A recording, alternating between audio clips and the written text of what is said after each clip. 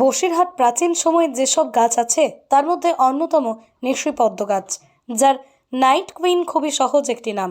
আর এই নামটি শুনে সহজেই অনুমান করা যায় যে রাতের আধার আলো করে ফুটে ফুলটি। ইছামতির তীরে বসিরহাট শহরে সেতুর ঘেঁষে দেখা মিলবে এই গাছের নিশিপদ্ম গাছ, যা ভারতীয় উপমহাদেশে খুবই দুর্লভ।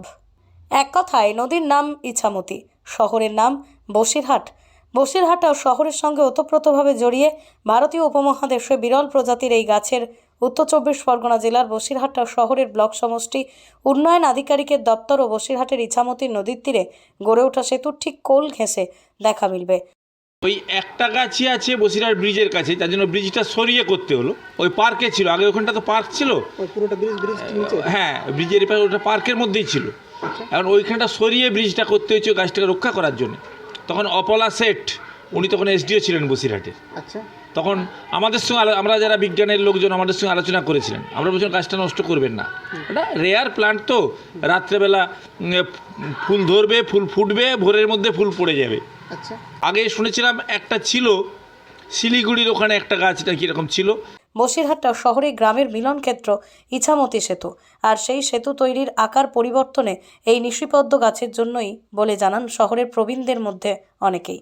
ইছামতি নদীর উপরে গড়ে ওঠা সেতুটি আকার অনেকটা ইংরেজি এইচ অক্ষরের মতো করতে হয়েছিল।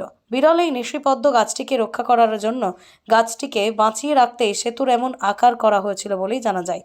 আমরা তো ছোটোবেলার থেকে দেখছি বসিরহাটের এক বহমান ঐতিহ্যকে বহন করে চলেছে এবং একটা ঐতিহ্য আছে। ওইখানে একসময় বুদ্ধিজীবীরা বসতেন, বসিরহাটের সাংস্কৃতিক চর্চা হতো, রক্ষণাবেক্ষণ ঠিকঠাক হয় না। তাহলে কি এটা নতুনভাবে আবার ফিরিয়ে আনা যায়? আমরা দেখি বসিরহাট বিডিও 1কে বলেছি, বিডিও অফিসের সামনে, তো ব্লক ডেভেলপমেন্ট অফিসের সামনে আমরা দেখছি বিডিও সাহেবকে বলবো 50 মিনিটের সভাপতি করবো, যাতে গাছটা নষ্ট না হয়ে যায়।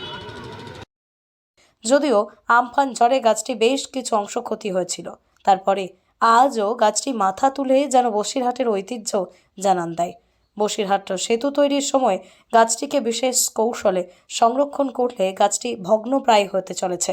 এলাকার অনেকেই গাছটিকে প্রয়োজনীয় সংরক্ষণের দাবি জানিয়েছেন। উত্তর ২৪ পরগনার বসিরহাট থেকে জুলফিকার মোল্লা রিপোর্ট, লোকাল 18 বাংলা।